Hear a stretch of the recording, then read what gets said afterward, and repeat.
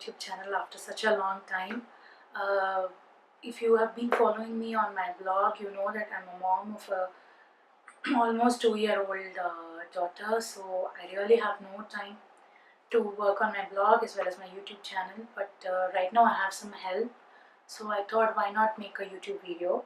So today I'm going to discuss about how to plan family outings in Singapore on a budget. I have a few points to share with you guys, so it might be useful if you're living in Singapore and you're planning to go on family outings within Singapore and if you have a budget set for it. So the first thing I would like to say is all the attractions in Singapore, they have annual passes for residents of Singapore. So let's say you want to go to the Singapore Zoo, so they have this annual pass um, for the zoo or for all 4 national parks, that is Jurong Bird Park or the River Safari, and like put together you can take an annual pass. So how does this how is it cost effective? So the first thing is the annual pass is at an average rate cost, wherein you don't have to spend for your every visit. Let's say you have the annual pass for the zoo. It costs about $85 Singapore dollars, whereas one visit would be about $33 for each person. So if I make a minimum of at least 2 or 3 visits in a year to the Singapore Zoo, it's going to be much cheaper if I hold the annual pass. Similarly, you can go in for annual passes for all 4 national parks, which will be around 125 Singapore dollars, and it's going to be super cheap if you have a small child and you want to take them frequently to these national parks.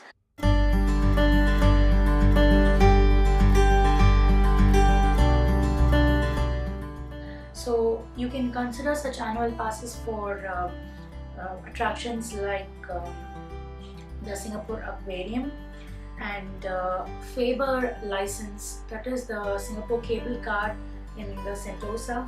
So that's going to be very cheap, because per visit you're going to be paying about $18 per person, whereas if you have the annual pass you can use it n number of times within the year, and the renewal of this membership card is going to be much cheaper than buying the ticket every time. My Faber pass right here. Using this I can travel in the cable car as well as the monorail.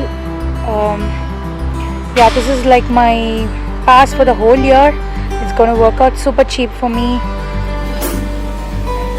So right now I'm sitting in the cable car for which I have the Faber pass. So I don't need to buy a ticket every time I come here, and it's going to save me about $18 every time I make a visit to Sentosa. So if you have children less than 3 years of age, you can rather take individual passes for yourself and your spouse.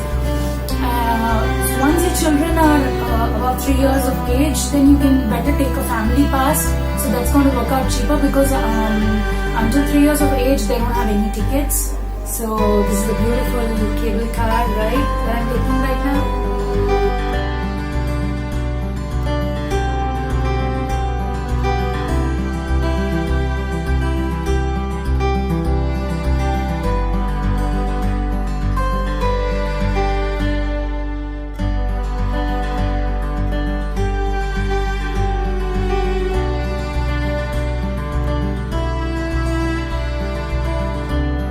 So the next thing that you can consider is packing food from home when you go on your family outings. So I have a toddler, so finding food outside in the particular location might be slightly tough. So I know what my child will like to eat when she's out and about. So what I do is I pack stuff from home and go.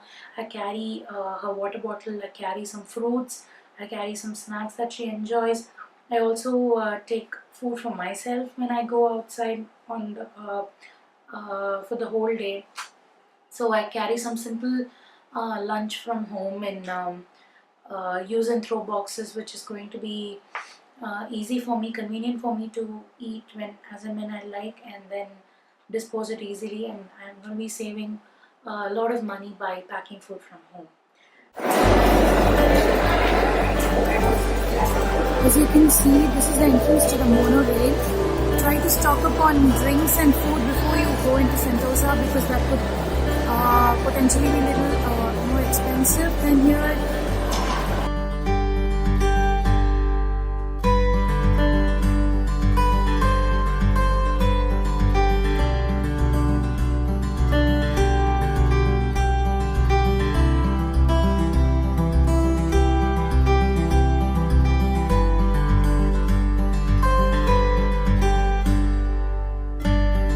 The next thing is you plan your outing according to your baby's nap times, your child's nap times.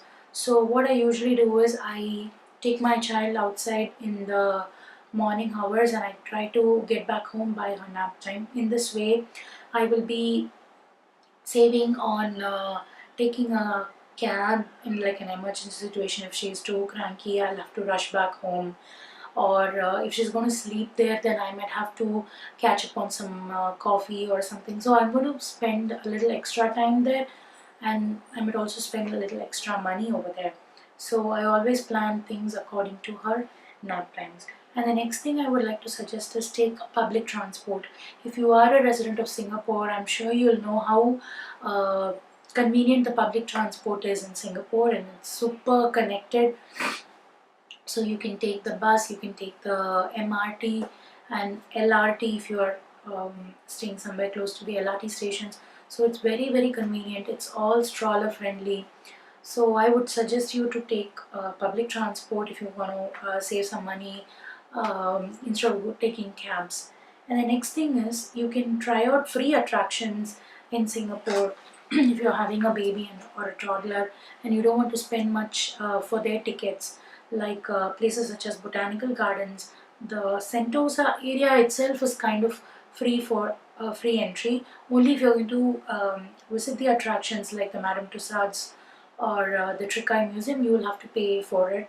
So I rather suggest packing up a picnic blanket, some food, and just go out, get some fresh air, and spend time with your family. And then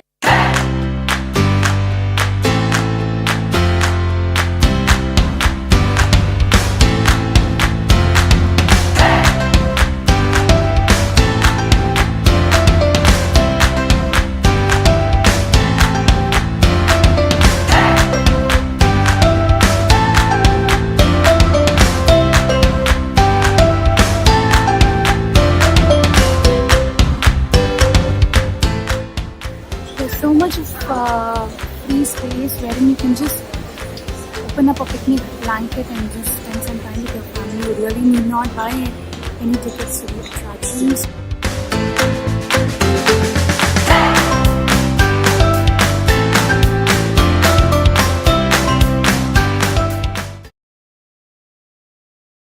And the Gardens by the Bay has a light show at 7:45 p.m. and 8:45 p.m., which is completely free.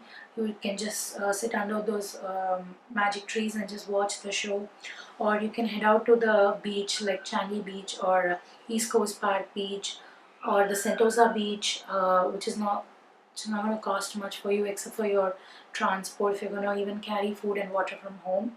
And there are a lot of free water play areas in malls situated on there, probably the top level or something like that. Just make sure you check um, the the mall's facilities before you head out, so that you can just carry your toddlers swimming dress costumes, and then you can just let them enjoy in the water play areas. And the next is a lot of public parks available in every locality. Like there's a public park close to my house wherein there's a lot of sand play area, a small lake, then a lot of space for children to move around.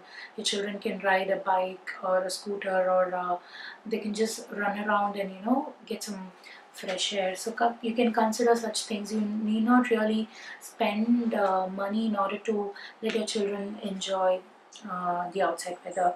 And the next thing is there are a lot of cheap play indoor areas available in Singapore, especially if you head out on a weekday, because other children would normally have school.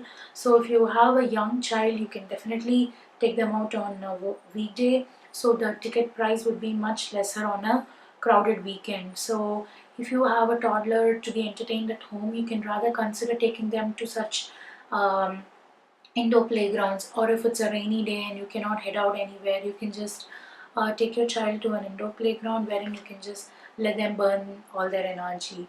And if you have membership in such indoor playground, again you hold a chance of saving quite a lot of money on buying their individual ticket every time you head out. um, and mostly these kind of indoor playgrounds allow one parent to enter free, and you just need to carry a pair of socks for yourself if you're going to accompany your child. So you can consider these kind of things.